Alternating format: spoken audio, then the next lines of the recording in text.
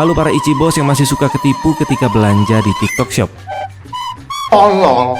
Selamat datang kembali di Story Film. And I think to myself, what a wonderful world.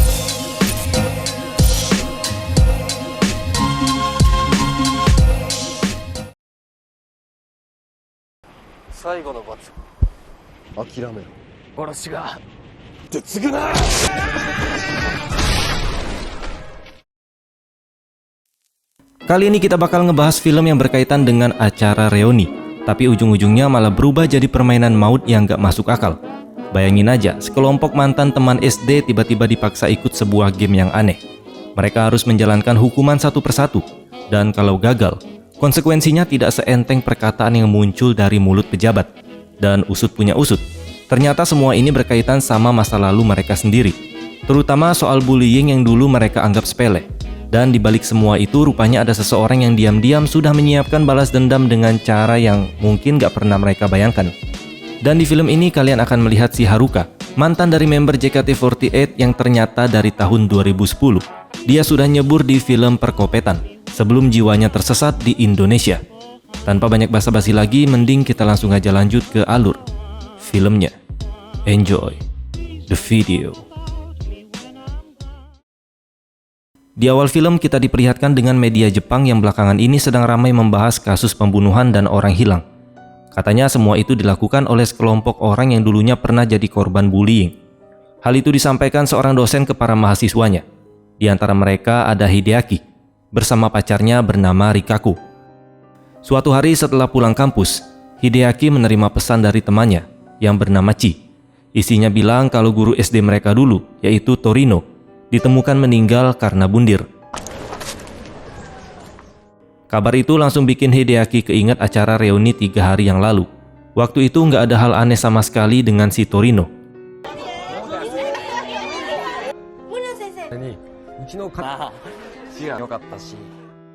Malam harinya Hideaki datang ke rumah duka. Di sana dia bertemu Chi dan Ichimatsu. Mereka merasa ada yang janggal, soalnya setelah acara reuni, Torino ternyata nggak pernah sampai ke rumahnya. Saat mengingat kejadian itu, Hideaki langsung menyebut 2 nama, yaitu Shinjo dan Yoshike. Karena setelah reuni, mereka berdua yang terakhir terlihat mengantar Torino pulang. Setelah pulang, Hideaki menceritakan semuanya ke Rikaku. Tapi di tengah obrolan tiba-tiba datang sebuah paket misterius. Isinya sebuah video dengan cuplikan yang lumayan mengerikan. Awalnya Hideaki menganggap itu cuma kiriman orang iseng untuk menakut-nakutinya. Tapi Rikaku yang memperhatikan dengan teliti merasa ada yang janggal dengan video tersebut. Karena sosok perempuan berambut panjang yang ada di dalam video itu terlihat familiar. Dan Hideaki pun sadar kalau dia pernah melihat sosok itu setelah acara reuni.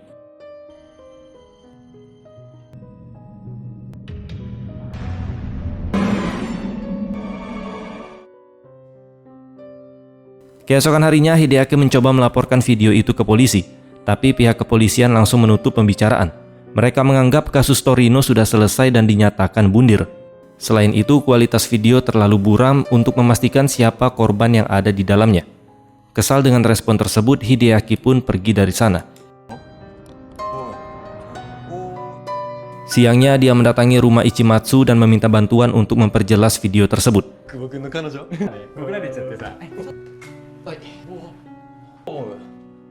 Dan setelah dicek, Ichimatsu menduga kalau orang di dalam video itu memang si Torino. Rikaku kemudian menanyakan tentang sosok wanita berambut panjang di video itu. Di sini Ichimatsu nggak menjawab dengan pasti, tapi dia ingat satu hal, di mana saat reuni semua siswa datang, kecuali satu orang. Karena penasaran, Hideaki mencoba mencari nama itu di album kenangan SD, tapi anehnya orang itu nggak ada. Ternyata dia sudah pindah sekolah pas pertengahan semester. Saat Hideaki masih memikirkan hal tersebut, tiba-tiba ponselnya berdering. Terdengar Rikaku menelpon dengan panik. Dia bilang kalau dia sedang diikuti oleh sosok wanita yang sama seperti di dalam video. Dan tanpa pikir panjang, Hideaki pun langsung menyusul. Di perjalanan, Hideaki melihat banyak tanda silang di pinggir jalan. Sampai akhirnya dia melihat sosok wanita tersebut. Dan memutuskan untuk mengikutinya. Tapi saat berhasil mendekat, tiba-tiba semuanya gelap.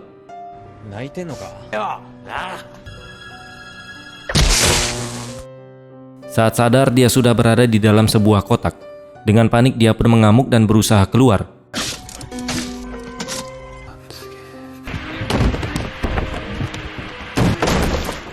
Sampai akhirnya dia pun berhasil. Tak lama kemudian, Shinjo juga muncul dari kotak yang lain. Lalu Hideaki membuka satu kotak lagi, dan ternyata di dalamnya ada Chi. Mereka bertiga akhirnya berkumpul di satu tempat. Shinjo langsung menyarankan untuk mencari jalan keluar dan menghindari sosok wanita aneh itu. Dari situ Hideaki sadar, ternyata bukan cuma dia yang melihat sosok tersebut. Shinjo dan Chi juga mengalaminya.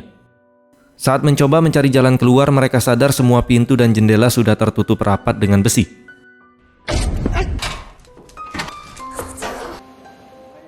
Hal itu pun memicu emosi Hideaki. Dia mulai menyalahkan Shinjo, mengingat masa lalu mereka. Dulu Shinjo adalah salah satu yang sering membuli seorang siswa. Situasi sempat memanas sampai akhirnya Chi mencoba menenangkan mereka. Di saat itu Hideaki baru sadar, karena tempat mereka berada sekarang sangat mirip dengan kelas mereka waktu SD dulu. Tak lama mereka melihat sesuatu yang ditutupi dengan kain. Shinjo pun membukanya. Dan tidak lama kemudian, muncul dua sosok bertopeng seperti Algojo. Shinjo sempat mencoba menyerang salah satu Algojo. Tapi belum sempat berbuat banyak, tiba-tiba Algojo lain menarik seseorang dari tumpukan manekin. Dan ternyata itu adalah Yoshike.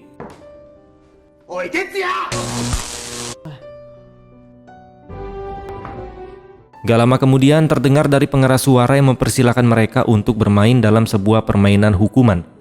Kemudian sebuah kotak merah pun muncul di hadapan mereka, disusul dengan hologram Torino yang mulai menjelaskan aturan permainan aneh ini, di mana mereka harus bergiliran mengambil kertas dari kotak merah yang berisi 13 jenis hukuman, dan apapun yang tertulis di sana wajib mereka lakukan.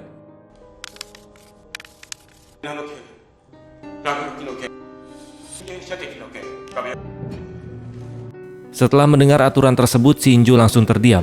Dia sadar kalau permainan ini bukanlah hal baru. Dulu waktu SD dia pernah memainkan permainan yang sama ke seorang siswa bernama Moriko. Moriko adalah korban bullying Shinjo, Yoshike, dan yang lainnya. Dia dijauhi, disiksa sampai akhirnya memilih pindah dari sekolah tersebut. Walaupun waktu itu Hideaki sempat beberapa kali mencoba membelanya. Dan sekarang permainan itu malah kembali ke para pembuli ini, dengan versi yang jauh lebih kejam.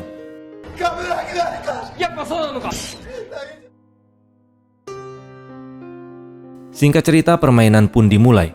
Roulette mulai diputar untuk menentukan giliran, dan Hideaki mendapat giliran yang pertama.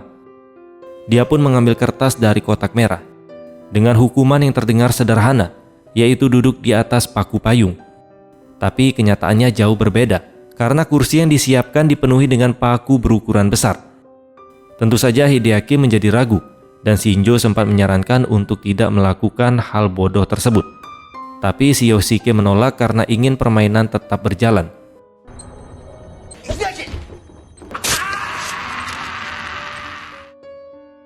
Lalu roulette kembali diputar, dan lagi-lagi nama Hideaki keluar.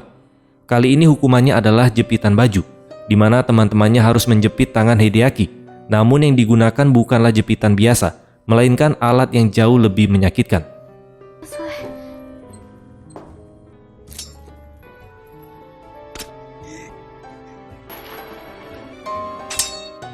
Lalu tiba-tiba lampu mati.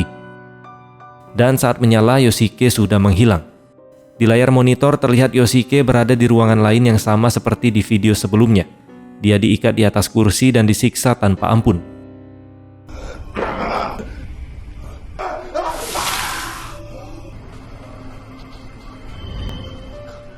Setelah itu Yoshike dikembalikan lagi ke ruangan utama. Permainan terus berlanjut dan sekarang giliran Chi. Dia mendapat hukuman rambut keriting, yang artinya rambutnya harus dibuat keriting dengan cara dibakar. Semua terlihat siap melakukannya, kecuali Shinjo. Tapi Chi justru menolak dan memilih meminta maaf kepada Moriko.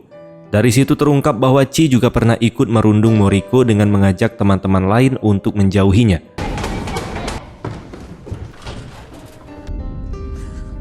Mendengar itu, Shinjo langsung emosi. Karena selama ini dia pikir semua yang terjadi hanya karena dirinya. Tapi ternyata yang lain juga terlibat. Tanpa ragu Shinjo memaksa dan membakar rambut Chi. Sementara Hideaki mencoba menghentikan tapi gagal.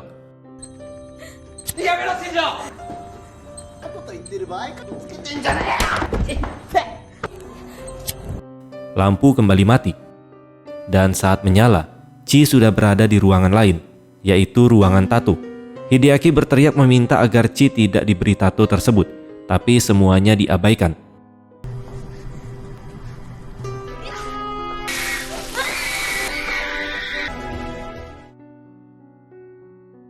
Permainan berjalan semakin cepat. Satu persatu hukuman dijalankan. Setiap yang gagal akan mendapat tanda X berupa tato di tubuh mereka.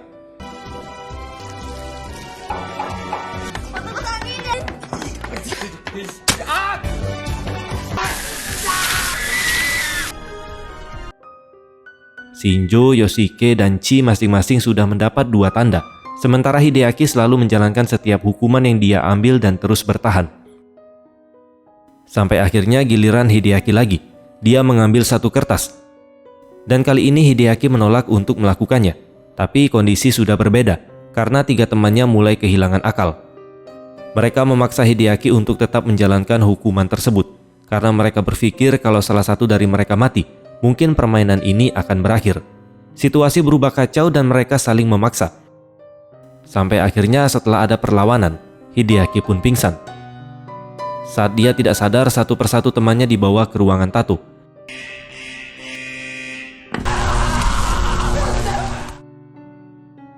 Namun saat giliran Yoshike, Hideaki mulai sadar. Melihat pintu terbuka, dia langsung mencoba mengejar meski tubuhnya masih sempoyongan. Dan kali ini Hideaki berhasil. Dia dan Yoshike bekerja sama, lalu akhirnya berhasil melumpuhkan salah satu algojo.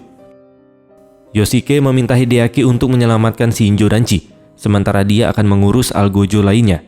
Hideaki pun patuh dan segera menuju ke ruangan tato. Setibanya di sana, Hideaki memanaskan besi lalu berhasil melepaskan ikatan temannya. Kemudian mereka kembali berkumpul bersama Yoshiki. Di situ Shinjo dan yang lain berniat untuk membalas semua yang mereka alami, tapi Hideaki menolak dan menyarankan untuk segera keluar dari tempat itu. Namun pada akhirnya, Hideaki tetap dipaksa untuk ikut. Pencarian mereka akhirnya membawa Shinjo ke tempat di mana dalang dibalik semua ini berada. Dan betapa kagetnya Hideaki saat melihat sosok tersebut. Ternyata dia adalah Rikako.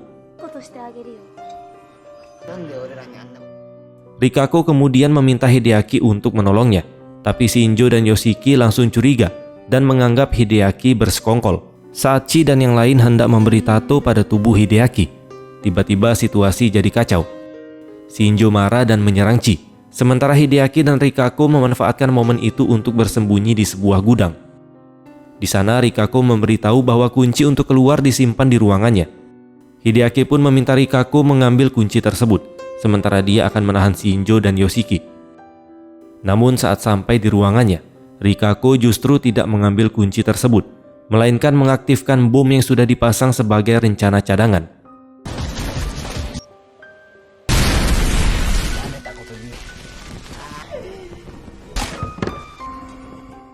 Di gudang, Shinjo salah sasaran.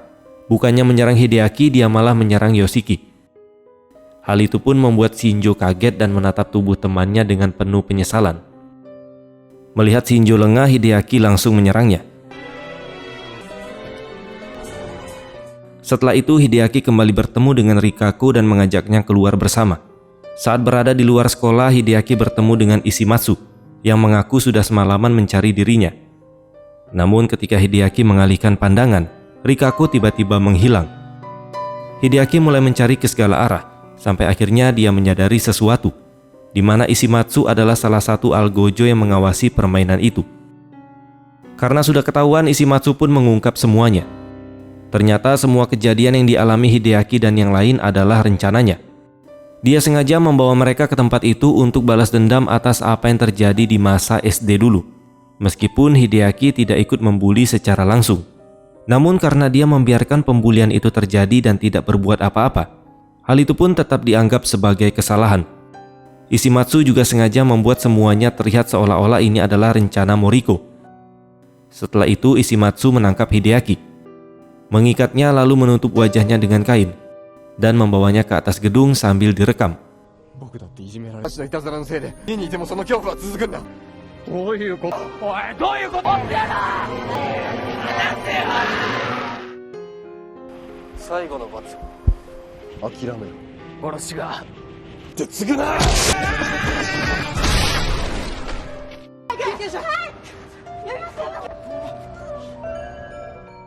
Beberapa waktu kemudian Rikako terlihat berkomunikasi dengan pihak kepolisian dan polisi menunjukkan bahwa Hideaki kini berada di rumah sakit. Pihak kepolisian lalu menghubungi seseorang yang ternyata adalah dalang utama dari rangkaian kejadian ini.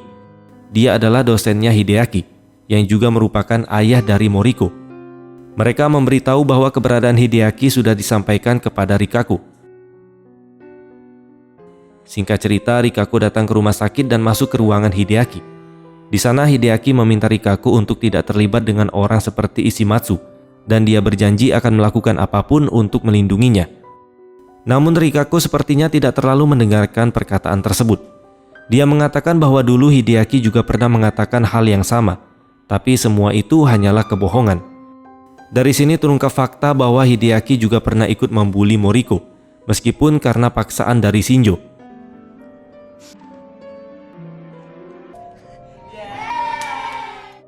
Dan fakta terbesar akhirnya terungkap, di mana Rikako sebenarnya adalah Moriko. Plot twist yang sangat berlapis-lapis. Semua yang selama ini terjadi termasuk hubungannya dengan Hideaki hanyalah bagian dari rencananya untuk melakukan balas dendam kepada orang-orang yang dulu pernah menyakitinya.